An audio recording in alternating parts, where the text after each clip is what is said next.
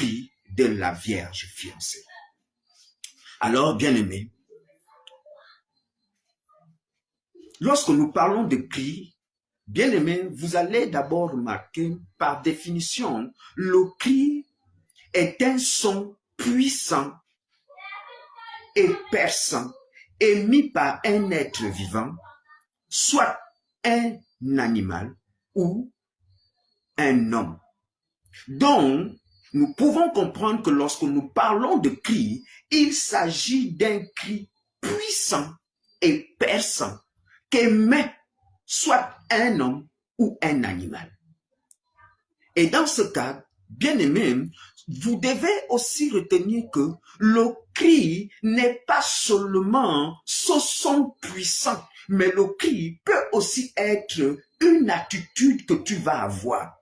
Parce que, bien aimé, vous devez le retenir, en tant que fils de Dieu, tu as des attitudes que lorsque tu te mets dans cette posture, Dieu comprend que tu cries après lui.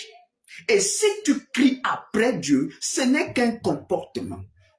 Donc, le cri peut aussi être une attitude, le cri peut aussi être un comportement que tu vas avoir. Pour que tu essaies de comprendre de quoi nous parlons, bien aimé, regarde, tu es en train de marcher et tu sais que tu dois prendre le taxi et tu as 2000 francs. Et le lieu où tu dois aller, il te faut 2000 francs pour dépenser.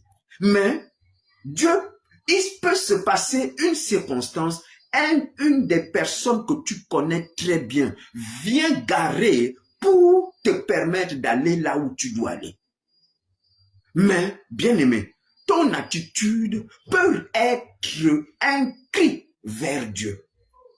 Au lieu d'accepter, parce qu'il va t'alléger une dépense, parce qu'il va bien t'accompagner, tu peux refuser devant la face de Dieu. Pas parce que tu as de la haine pour cet homme, ou parce que tu ne veux rien avoir avec lui. C'est un homme avec qui vous vous entendez bien. Et il se propose de te dévancer pour te permettre d'économiser ton argent, les 2000 francs. Mais crier vers Dieu, c'est aussi refuser une telle aide. Parce que tu peux, en refusant, tu montres à Dieu que, mais Seigneur, est-ce que c'est toujours moi qui vais toujours aller vers les gens? Est-ce que moi aussi je ne peux pas avoir ma propre voiture? C'est toi qui donnes, c'est Dieu qui pourvoit. Et donc par là, cette attitude peut aussi être un cri. Bien-aimé dans la foi. Alors,